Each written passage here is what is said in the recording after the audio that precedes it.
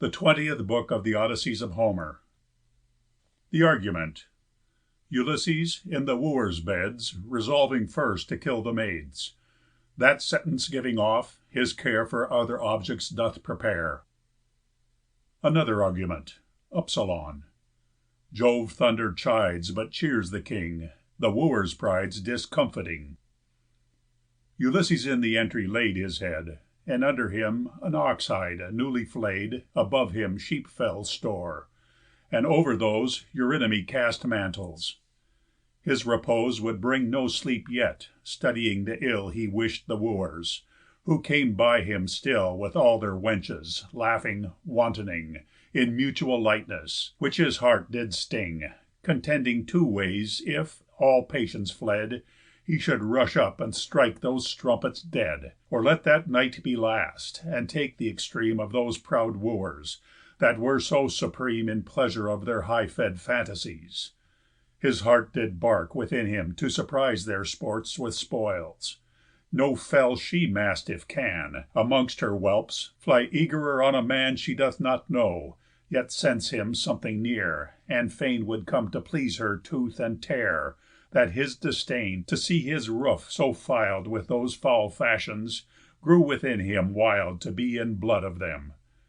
But finding best in his free judgment to let passion rest, he chid his angry spirit, and beat his breast, and said: "Forbear, my mind, and think on this. There hath been time when bitter agonies have tried thy patience. Call to mind the day in which the Cyclop, which passed manly sway of violent strength, devour'd thy friends. Thou then stoodst firmly bold, till from that hellish den thy wisdom brought thee off, when naught but death thy thoughts resolved on." This discourse did breathe the fiery boundings of his heart, that still lay in that esture, without end his ill yet manly suffering. But from side to side it made him toss apace. You have not tried a fellow roasting of a pig before a hasty fire, his belly yielding store of fat and blood, turn faster, labour more to have it roast, and would not have it burn, than this and that way his unrest made turn his thoughts and body, would not quench the fire, and yet not have it heighten his desire past his discretion, and the fit enough of haste and speed, that went to all the proof his well-laid plots, and his exploits requir'd, since he, but one, to all their deaths aspir'd. In this contention Pallas stoop'd from heaven, stood over him, and had her presence given a woman's form, who sternly thus began: "Why, thou most sour and wretched‐fated man Of all that breathe, yet liest thou thus awake? The house in which thy cares so toss and take Thy quiet up is thine, thy wife is there, And such a son, as if thy wishes were To be suffic'd with one they could not mend." "Goddess," said he, "'tis true, but I contend To right their wrongs, and, though I be but one, To lay unhelp'd and wreakful hand upon This whole resort of impudence, that here Their rude assemblies never will forbear. And yet a greater doubt employs my care, That if their slaughters in my reaches are, And I perform them, Jove and you not pleas'd, How shall I fly their friends, and would stand seiz'd Of counsel to resolve this care in me?" "Wretch," she replied, "a friend of worse degree Might win thy credence, that a mortal were. I am us'd to second thee, though nothing near So pow'rful in performance, nor in care. Yet I, a Goddess, that have still had share In thy achievements, and thy person's guard, Must still be doubted by thy brain, so hard To credit anything above thy pow'r, And that must come from heav'n, if every hour There be not personal appearance made, And aid direct giv'n, that may sense invade. I tell thee therefore clearly, if there were Of divers languag'd men an army here Of 50 companies, all driving hence Thy sheep and oxen, and with violence offer To charge us, and besiege us round, Thou shouldst their prey reprise, and them confound. Let sleep then seize thee. To keep watch all night Consumes the spirits, and makes dull the sight." Thus pour'd the Goddess sleep into his eyes, And reascended th' Olympian skies. When care and lineament resolving sleep Had laid his temples in his golden steep, his wise in chaste wit worthy wife, did rise, first sitting up in her soft bed, her eyes open'd with tears, in care of her estate, which now her friends resolved to terminate to more delays, and make her merry one. Her silent tears then ceased, her orison this queen of women to Diana made: "Reverend Diana, let thy darts invade My woful bosom, and my life deprive, Now at this instant, or soon after drive My soul with tempests forth, and give it way To those far off dark vaults, where never day Hath pow'r to shine, and let them cast it down Where refulent Oceanus doth crown His curled head, where Pluto's orchard is, And entrance to our after miseries, And such stern whirlwinds ravish'd to that stream Pandareus' daughters, when the Gods to them Had reft their parents, and left them alone, Poor orphan children, in their mansion, Whose desolate life did Love's sweet queen incline To nurse with pressed milk and sweetest wine, Whom Juno deck'd beyond all other dames With wisdom's light, and beauty's moving flames, Whom Phoebe goodliness of stature render'd, And to whose fair hands wise Minerva tender'd The loom and needle in their utmost skill.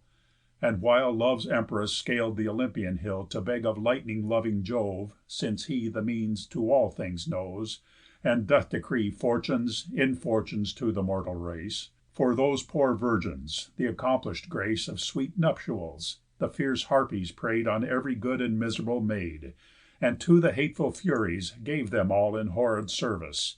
Yet may such fate fall From steep Olympus on my loathed head, Or fair chair'd Phoebe strike me instant dead, That I may undergo the gloomy shore To visit great Ulysses' soul, before I soothe my idle blood, and wed a worse. And yet, beneath how desperate a curse Do I live now! It is an ill that may Be well endur'd, to mourn the whole long day So night's sweet sleeps, that make a man forget Both bad and good, in some degree Would let my thoughts leave grieving. But, both day and night, some cruel God Gives my sad memory sight. This night, methought, Ulysses grac'd my bed In all the goodly state with which he led The Grecian army, which gave joys extreme To my distress, esteeming it no dream, But true indeed; and that conceit I had, That when I saw it false I might be mad, Such cruel fates command in my life's guide. By this the morning's orient dews had dyed The earth in all her colours, when the king, In his sweet sleep, suppos'd the sorrowing That she us'd, waking in her plaintive bed, To be her mourning, standing by his head, As having known him there; who straight arose, And did again within the hall dispose The carpets and the cushions, where before They serv'd the seats. The hide without the door He carried back, and then with held up hands He pray'd to him that heav'n and earth commands: "O Father Jove, if through the moist and dry You willing brought me home, when misery Had punish'd me enough by your free dooms, Let some of these within those inner rooms, Startled with horror of some strange ostent, Come here, and tell me that great Jove hath bent Threat'nings without at some lewd men within." To this his prayer Jove shook his sable chin, And thunder'd from those pure clouds that above The breathing air in bright Olympus move. Divine Ulysses joy'd to hear it roar, Report of which a woman miller bore Straight to his ears; for near to him there ground Mills for his corn, that twice 6 women found Continual motion, grinding barley meal, And wheat, man's marrow.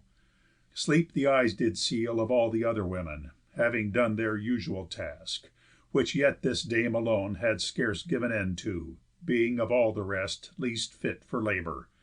But when these sounds press'd her ears, above The rumbling of her mill, she let that stand, Look'd out, and heav'n's steep hill saw clear And temperate; which made her, unware Of giving any comfort to his care In that strange sign he pray'd for, thus invoke: "O King of men, and Gods, a mighty stroke Thy thund'ring hand laid on the cope of stars, No cloud in all the air, and therefore wars Thou bidst to some men in thy sure ostent.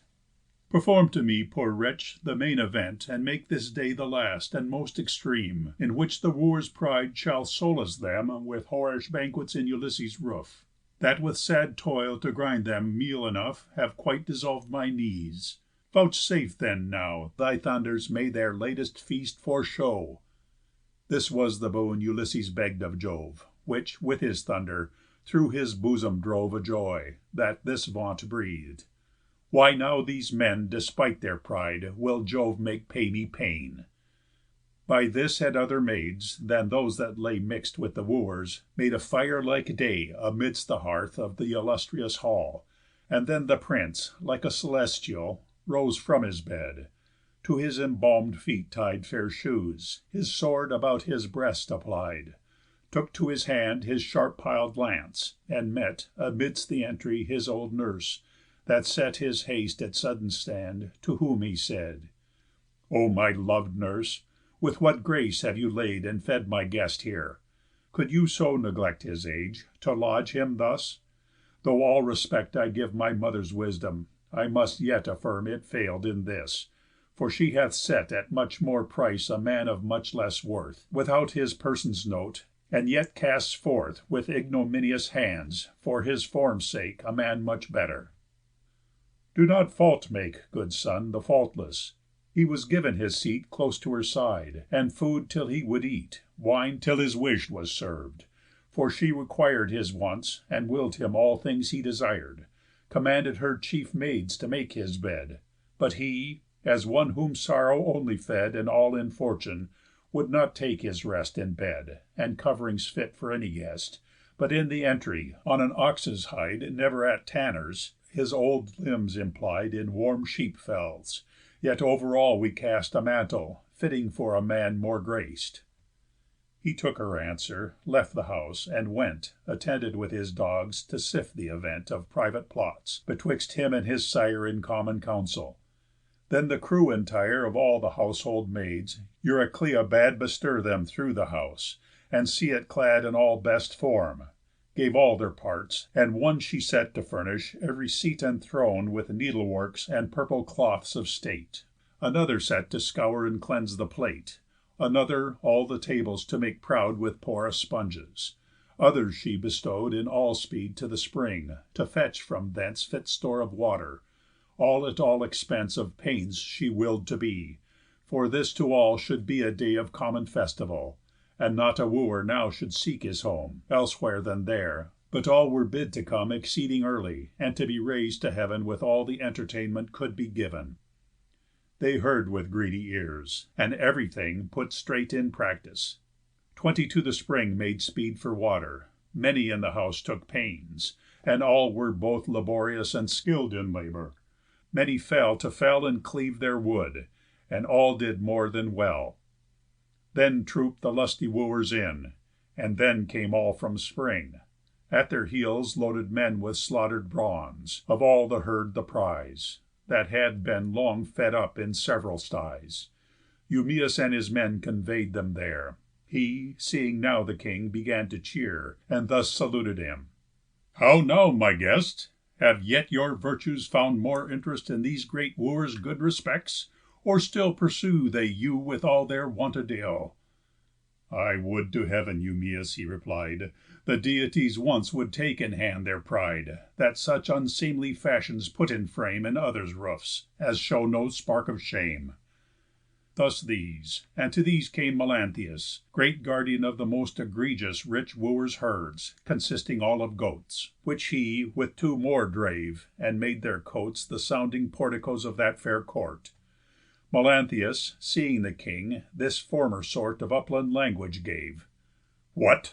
Still stay here, And dull these Wooers with thy wretched cheer? Not gone for ever yet?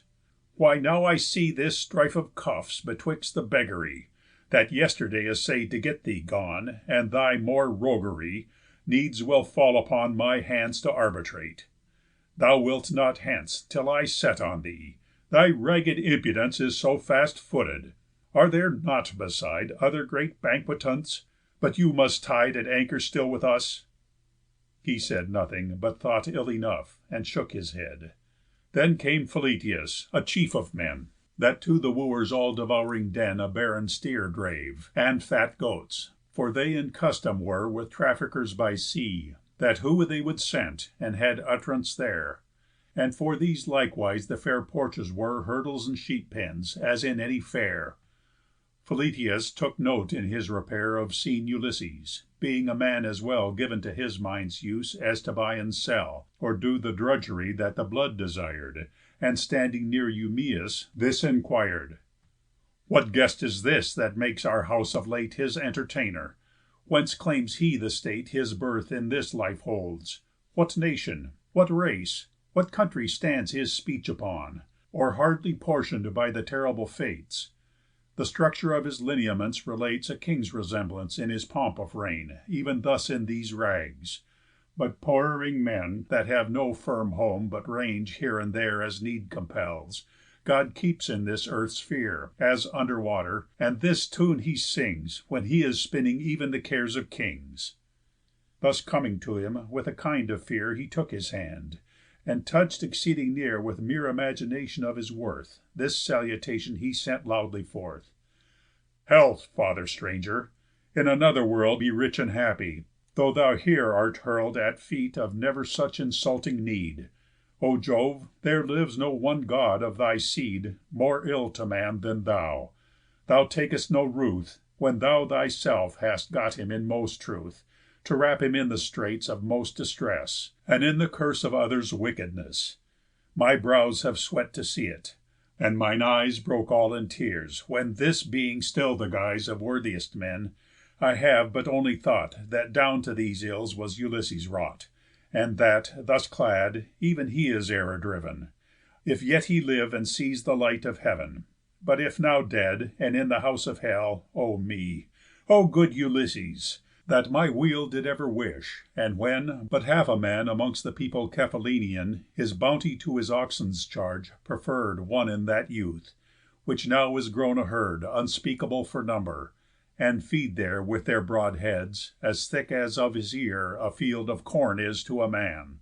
Yet these Some men advise me with this noted prease Of Wooers may devour, and wish me drive Up to their feasts with them, that neither give His son respect, though in his own free roof, Nor have the wit to fear th' infallible proof Of heav'nly vengeance, but make offer now This long lack'd king's possessions to bestow In their self shares.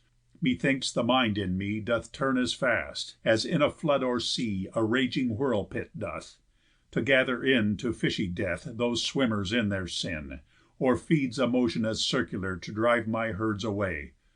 But while the sun Bears up with life, 'twere heinous wrong to run To other people with them, and to trust Men of another earth.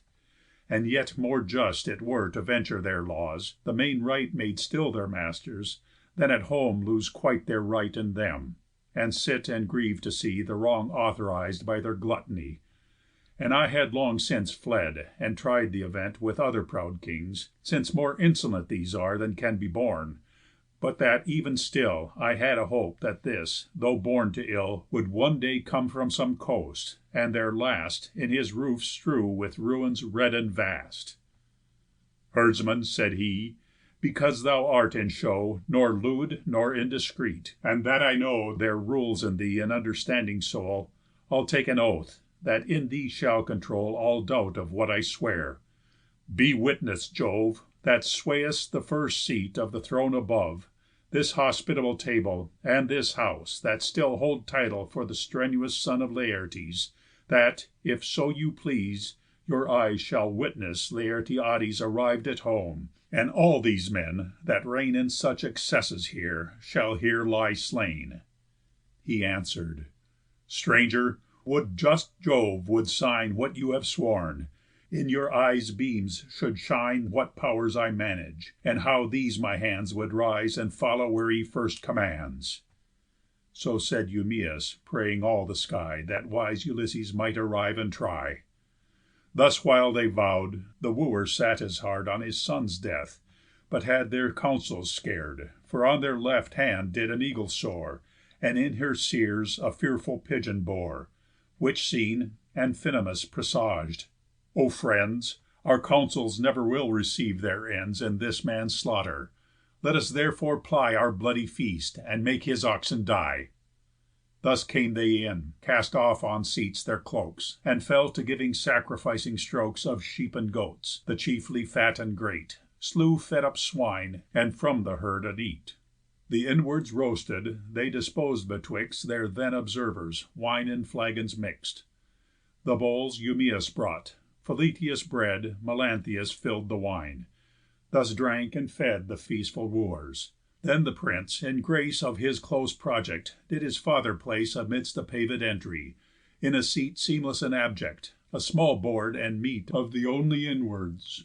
In a cup of gold Yet set him wine, and bade him now drink bold. All his approaches he himself would free 'Gainst all the Wooers, since he would not see His court made popular, but that his sire Built it to his use. Therefore all the fire Blown in the Wooers' spleens he bade suppress, And that in hands nor words should they digress From that set peace his speech did then proclaim. They bit their lips, and wonder'd at his aim In that brave language. When Antinous said: "Though this speech, Grecians, be a mere upbraid, Yet this time give it pass. The will of Jove Forbids the violence of our hands to move, But of our tongues we keep the motion free. And therefore, if his further jollity Tempt our encounter with his braves, Let's check his growing insolence, though pride To speak fly passing high with him." The wise prince made No more spring of his speech, but let it fade. And now the heralds bore about the town The sacred hecatomb, to whose renown The fair hair'd Greeks assembled, and beneath Apollo's shady wood the holy death They put to fire; which, made enough, they drew, Divided all, that did in the end accrue To glorious satisfaction. Those that were Disposers of the feast did equal cheer Bestow on wretched Laertiades, With all the Wooers' souls, it so did please Telemachus to charge them. And for these Minerva would not see the malices The Wooers bore too much contain'd, that so Ulysses' mov'd heart might yet higher flow In wreakful anguish. There was wooing there, Amongst the rest, a gallant that did bear The name of one well learn'd in jests profane, His name Ctesippus, born a Samian, Who, proud because his father was so rich, Had so much confidence as did bewitch His heart with hope to wed Ulysses' wife. And this man said: "Hear me, my lords, in strife For this great widow. This her guest did share Even feast with us, with very comely care Of him that order'd it. For 'tis not good Nor equal to deprive guests of their food, And specially whatever guest makes way To that house where Telemachus doth sway. And therefore I will add to his receipt A gift of very hospitable weight, Which he may give again to any maid That bathes his grave feet, and her pains see paid, Or any servant else that the divine Ulysses' lofty battlements confine." Thus snatch'd he, with a valiant hand, From out the poor folk's common basket A neat's foot, and threw it at Ulysses; Who his head shrunk quietly aside, And let it shed his malice on the wall, The suff'ring man a laughter raising most Sardinian, With scorn and wrath mix'd, at the Samian.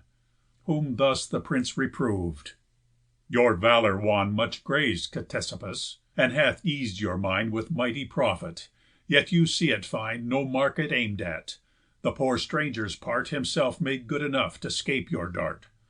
But should I serve thee worthily, my lance Should strike thy heart through, and, in place T' advance thyself in nuptials with his wealth, Thy sire should make thy tomb here, that the foolish fire Of all such valours may not dare to show These foul indecencies to me.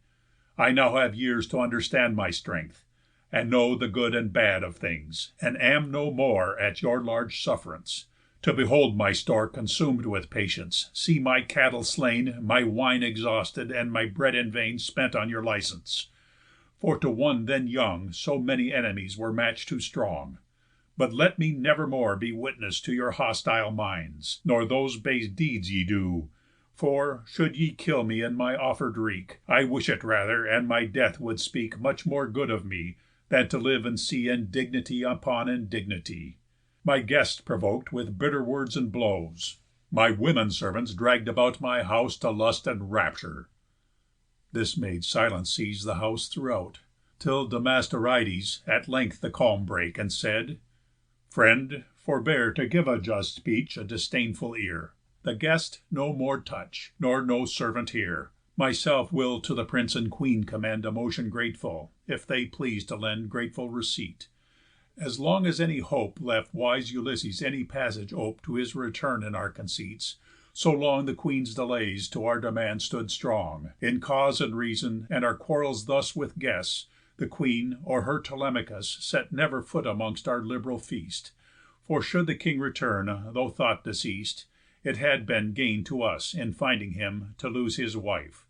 But now, since nothing dim the days break out that show he never more shall reach the dear touch of his country's shore, sit by your mother, in persuasion that now it stands her honour much upon to choose the best of us, and who gives most, to go with him home. For so, all things lost in sticking on our haunts so, you shall clear recover in our no more concourse here, possess your birthright wholly, eat and drink, and never more on our disgraces think. By Jove, no, Agelaus! For I swear by all my father's sorrows, who doth err far off from Ithaca, or rests in death, I am so far from spending but my breath to make my mother any more defer her wished nuptials, that I'll counsel her to make her free choice, and besides will give large gifts to move her. But I fear to drive or charge her hence, for God will not give way to any such course, if I should essay." At this Minerva made for foolish joy the Wooers mad, and roused their late annoy to such a laughter as would never down. They laugh'd with others' cheeks, ate meat overflown with their own bloods, their eyes stood full of tears for violent joys, their souls yet thought of fears, which Theoclymenus express'd, and said: "O wretches, why sustain ye, well apaid, your imminent ill? A night, with which death sees, your heads and faces hides beneath your knees. Shrieks burn about you, your eyes thrust out tears. These fixed walls, and that main beam that bears the whole house up, in bloody torrents fall. The entry full of ghosts stands, full the hall of passengers to hell, and under all the dismal shades the sun sinks from the poles, and troubled air pours bane about your souls." They sweetly laugh'd at this. Eurymachus to mocks disposed, and said: "This new come to us is surely mad. Conduct him forth to light in the open market place. He thinks 'tis night within the house."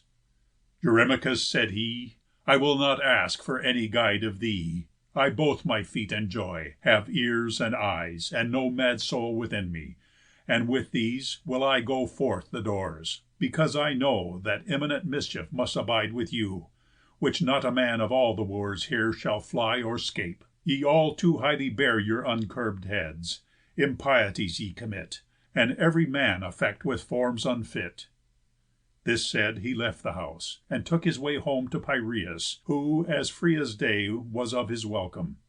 When the Wooers' eyes Changed looks with one another, and their guise Of laughter still held on, still eas'd their breasts Of will to set the prince against his guests, Affirming that of all the men alive He worst luck had, and prov'd it worst to give Guests entertainment; for he had one there, A wandering hunter out of provender, An errant beggar every way, yet thought He was so hungry that he needed nought But wine and victuals, nor knew how to do, Nor had a spirit to put a knowledge to, But liv'd an idle burthen to the earth. Another then stepp'd up, and would lay forth His lips in prophecy thus: But would he hear his friends' persuasions, he should find it were more profit for him to put both abroad for the Sicilian people, that afford these feet of men good price, and this would bring good means for better guests. These words made wing to his ears idly, who had still his eye upon his father, looking fervently when he would lay his long withholding hand on those proud Wooers. And, within command of all this speech that passed, Icarius' heir, the wise Penelope, her royal chair had placed of purpose. Their high dinner then, with all pleased palates These ridiculous men fell sweetly to, As joying they had slain such store of banquet. But there did not reign a bitterer banquet planet In all heaven than that which Pallas had To that day driven, and with her able friend now, Meant to oppose, since they till then were in deserts so gross.